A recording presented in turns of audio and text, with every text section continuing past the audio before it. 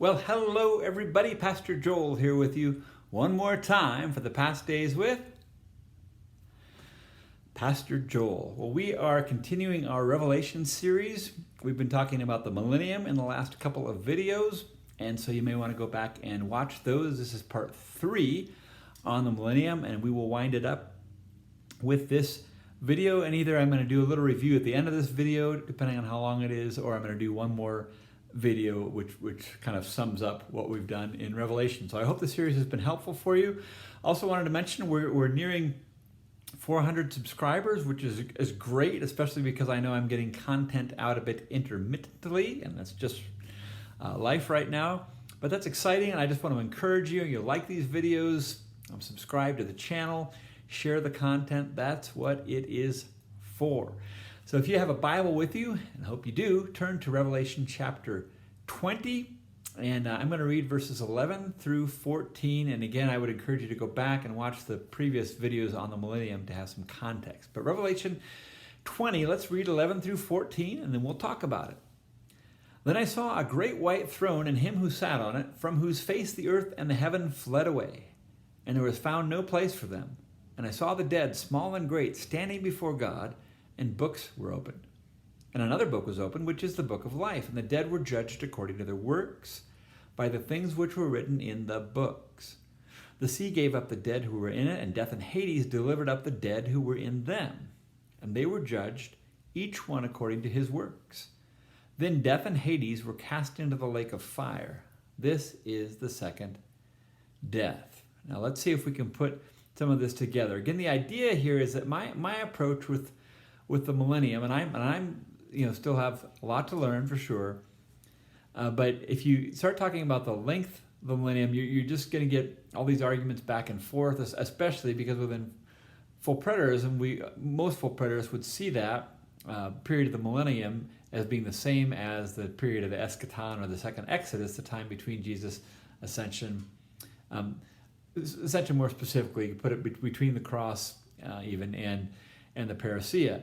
And that sounds so foreign to people because usually the Millennium is taught as either a literal 1,000-year period, or if it's symbolic, it's a period much longer than that. So as soon as you say, no, I think it was about 40 years long, it's like, why would I even want to talk with that whacknut over there? And so I think a better approach is to say, let's look at the events of the Millennium. What were the main events? Can we place them somewhere in time? Can we get an idea of when they started? Can we get an idea of when they finished? And if we can do that, then we necessarily have figured out how long the Millennium was. And I think that might be a more effective approach than just getting into a food fight over the number right out the gate, so to speak. So what we see in these verses 11 through 15, and some of it overlaps with the earlier verses, we see Satan being cast into the lake of fire, Revelation 20, verse 7 and verse 10. You could also look at Romans 16:20, where Paul says that Satan will soon be crushed under your feet. Now, even within preterism, there's some different ideas into who Satan is referring to there, but at any rate, he's not going to be around for a long time, and that matches up here with Revelation from the preterist perspective, that it was written prior to AD 70 and is about those events. So we see that event, Satan being cast into the lake of fire. We see death being thrown into the lake of fire, Revelation 20, verse 5, and also in 11 through 14, which I just read. We see the resurrection of the wicked dead, Revelation 25 and verses 11 through 14. We see God judging the dead, Revelation 20, verse 4 and 11 through 14. And it seems pretty clear that these events took place at Christ's parousia, or his coming. For example, Revelation 20 seems to be describing the same judgment as Matthew 25. We're talking about Christ coming and judging with his rewards. That seems to be the same language that's used in Matthew 16, verses 27, 28. And in the parallels, well, Jesus is saying that I'm going to come, or Mark is a little more specific, I'm going to come and bring my kingdom, and that's going to happen before some of you standing here have died. And that seems to be the same judgment, again, that's in Matthew 25, same judgment in Revelation 20. And if the scriptures are inspired and there's continuity there, we shouldn't be surprised to see that. And so those would have had to have been prior to the parousia, to be happening at the same time as the parousia. It also seems clear that the millennium began at Christ's ascension. I base this largely on Acts 2, which I referenced, I think, in the last video, where Peter is saying Christ was ruling and reigning at that time, and also Satan being bound. And then we think about then all the martyrs, all the people that were killed in that period of time. And so here is what, if I had to kind of boil this down, here's what my argument or my way of talking about this would be. I would say the events of the millennium were, and I would go over those things I just went over as the main events: Satan being cast into the lake of fire, death being cast into the lake of fire, the resurrection of the wicked dead, God judging the dead. And I would say that Christ at his ascension, ruling and reigning, that those are the events of the millennium. Those events took place between the ascension and the parousia. I would list Acts 2 there as Peter's reference. And then say at Christ's coming, that's when he came and brought his rewards, and the wicked were judged, and so on. And I would say, therefore, the millennium lasted for approximately 40 years. You see how that works? The events of the millennium were Those events took place between Therefore, the millennium lasted during the period of I think that is a good way to approach it, and some are still going to really struggle with this idea. There's just no way it can be a shorter period of time, and what are you going to do? Some people are going to struggle with whatever you tell them, but I do think that's a better approach than getting in a numbers food fight over it. And I think the thing to keep in mind, even within preterism, for those who would place a period of time after AD 70, it's certainly done now, and we are in Christ's everlasting kingdom and his everlasting new covenant. We're in the new Jerusalem. We're in the new heavens and earth. We have the tree of life for the healing of the nations. We want to invite others into the beautiful new city with us. We know that we are not going to die, those of us that are in Christ, and Christ is still ruling and reigning now with the Father, and it's just all a very glorious thing. And I hope that helps. I feel like I don't edit these videos. Maybe sometime I'll have more time to do that, but I realize there can be some confusion in here, and even though I wrote more of these talks out than I sometimes do, I still realize there may have been some things that are a little confusing, and so let me encourage you to look at some of these other resources. Charles Meek website, prophecy.com, has some really good stuff on the millennium. Don Preston's book, Who Is This Babylon? He's got a whole separate section on the millennium. John Paul Miles, in his book, which the title's escaping me at the moment, Re-examining the Second Coming. Time, there's something time right in the title. Just look up John Paul Miles. You can find it on Amazon. I might even scroll up and find it in a minute, because it's On Time. That's what it's called. On Time, Re-examining the Second Coming. A lot of stuff on Revelation in general that's really helpful. Daniel Marias, I'm not sure if I'm saying that right name correctly, but his website, revolution.org, I believe. Another site called Purely Biblical, where there's a lot of articles by Rod Stokes, and I think some Ed Stevens things are there as well. A book called The Millennium, Past, Present, or Future by Joseph Vincent. So there's not a lack of information out there if you want to take a deeper dive into the millennium. But that about wraps it up. There's much more that could be said. I certainly don't have all the answers. I hope what I've shared has been helpful, and that I've been clear enough so you can help others who may have questions about this. I think just because this video is fairly short, I'm just going to do go ahead and do a quick overview here of some of the things we've looked at, and started with, again, Art's Way as kind of a way to introduce the book of Revelation, but not only just the book of Revelation, but a way to look at prophecy in general. Again, Art's Way, I believe, is the best way to interpret prophecy. The AR stands for audience relevance.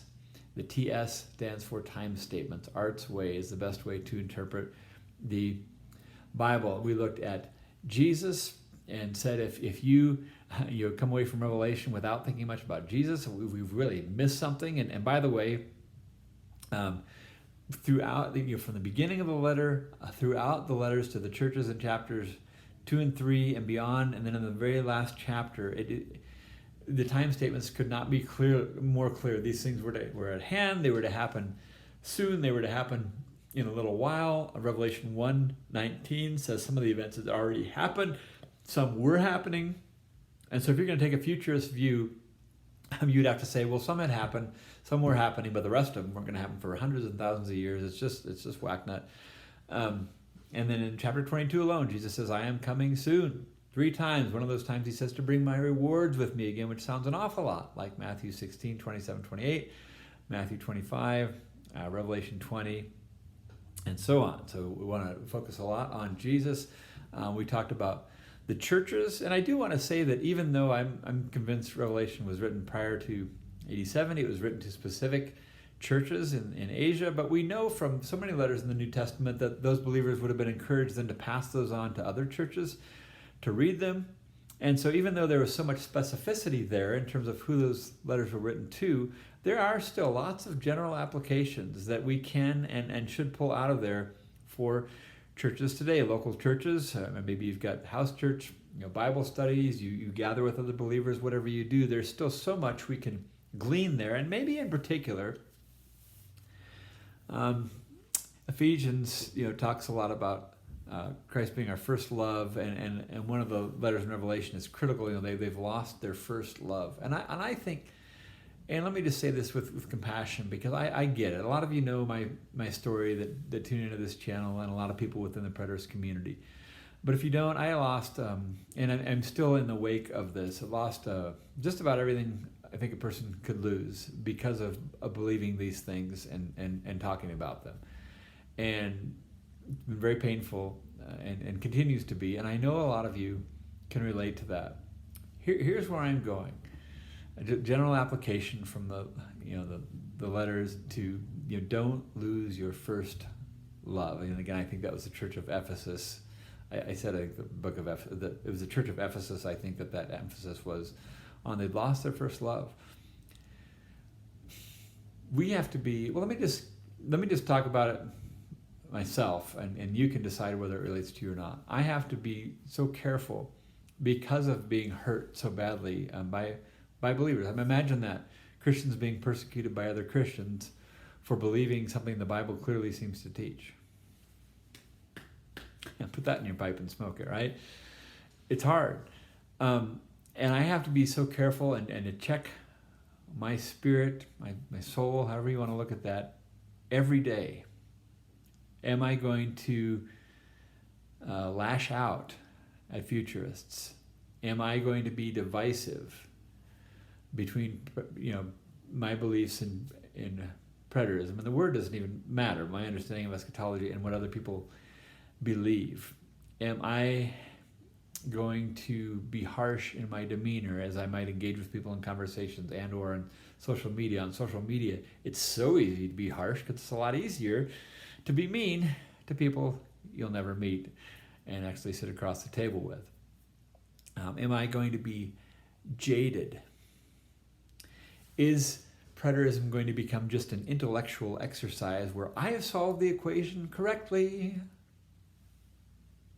Or am I going to bask and see Christ in all of his glory in what I'm beginning to call more and more the completed gospel? And am I going to be just overwhelmed with who Jesus is, and am I going to express him to people in that spirit? Because he is my first love, and actually I love him. It's not that I don't want to say I love him more because it sounds like I didn't love him, but I have a greater understanding of how to love him and who he is. And I think sometimes within the preterist community, because people have been hurt and kicked out of churches, ostracized from family members, lost marriages in some cases. I mean, it's awful things, and we can just become hard and callous and frankly sort of mean, and we might know a lot of stuff, but if we were just talking about what we know, would the first thought in people listening be, boy, that guy, that gal really loves Jesus? If it isn't, we need to do a little searching in our hearts. I've said this before. I think preterism has a great mind, I think we need a little work on our heart, to be honest. And so that's the kind of applications we can get from those letters to the churches in chapters 2 and 3 that can really help us in our whatever our church context is today. We also looked at the whore of Babylon and identified her, I believe correctly, as Old Covenant Israel. And then you look at chapters 16 through 18, where it's talking about that city Babylon, and you go back to Revelation 11, we're talking about the same city, 11 verse 8, the city where Jesus was crucified. It's Jerusalem, folks. And when we put that piece together, it makes sense of so much eschatology. And what you have in Revelation is sort of a reversal for these people that were once God's chosen people, have now become like Sodom, have now become like Egypt, have now become like Babylon. That's the idea there. And as the Gentiles have come in, and the people, in Hosea, the people that were not my people have now become my people, and so on. And so looked at that theme a little bit. We looked at the prophetic judgment language, which is so important to understand. And I think this will be well worth your time, and I think you're going to hear some things that maybe you haven't really heard taught about, at least as specifically. Go to playlists and on my channel and click playlists and click Prophet Land. There are 3 sermons. The first is largely an introduction to just symbolic language in general. Should we take all the Bible literally? That type of thing. That may help you. But a lot of you that are more familiar with that already, listen to parts 2 and 3 of that Prophet Land series. I think it will really, really help you, because we see that the kinds of language that's used in Revelation, and the stars falling and the moon turning to blood, and all these things that were just very common. The Hebrew prophets tended to thought and taught in word pictures. And we go back and in that series, I look at a lot of, and I did a little bit in the Revelation series too, but you'll get a lot more in that Prophet Land series, and you'll see that the writer of Revelation is using just that same type of language, and there's no reason at all to believe he was talking about the end of the planet or the end of the world, because none of those other prophets were either. They were all talking about local judgments, using lots of hyperbole, lots of exaggerated language to describe those events. We looked a little bit at the new heavens and new earth, and how Revelation 21 talks about that new city as being as the bride of Christ. Well, wouldn't we say today that believers are the bride of Christ? So if that's out in the future, again, we've got a problem. And so, and then we finished up here looking at the Millennium. So again, I hope this series has been helpful for you. I hope you'll subscribe to the channel and like these videos and share them with others. That's what the content is for. I've really enjoyed doing this series and learning from it. And I just want to give you a heads up about what I'm going to do next. Now, sometimes within whatever particular series I'm doing, I might have some other spontaneous videos and things like that as well. But I'm going to go back and sort of start with Israel, and especially not necessarily the beginning of Israel, but when Deuteronomy, which is when they're kind of re-given the law, second things is kind of what that term means. And when then Israel was sent out into the promised land and so forth. And we're going to start, this is so important. Here's why I'm going to do this. When people hear, the Bible doesn't teach the end of the world, it's like, again, that's such a foreign thought to them. And it's so hard sometimes even to get people to listen to anything else. But we need to help them understand what it was. And we can just say, well, it was the end of the old covenant, but a lot of believers don't even know exactly what that meant or how that worked. And so I'm going to retrace Israel's steps, where we're going to see that Moses predicted that in the future there would be this final generation, this wicked, this wayward, this perverse generation, and then that leads into when John the Baptist. I mean, this is going to be probably a long series, but when John the Baptist comes on the scene, Jesus, the apostles, when they're talking about that generation, those are the very people they're talking to, that last generation, and that was what was to meet her final end, and so on. And because so many believers are just not very aware of the narrative of the Old Testament, they know the stories, they know the moral applications and those things. I'm not minimizing that, but they don't really know the story of Israel, and they have no idea. And this is amazing, but I didn't either. A lot of believers have no idea that God divorced Israel and later Judah, and that's one of the reasons for so many today. Israel of today is like these same people, and isn't it amazing that they lasted that long and somehow made their way back to the country and speak the same language and so on? I mean, isn't that amazing? The same people, and they're back, and that means the world's going to end. And so we've got to go back and sort of trace all of that out. And I'm hoping that'll be helpful for you and helpful for other people that you'll share it with. But until then, Pastor Joel saying bye for now.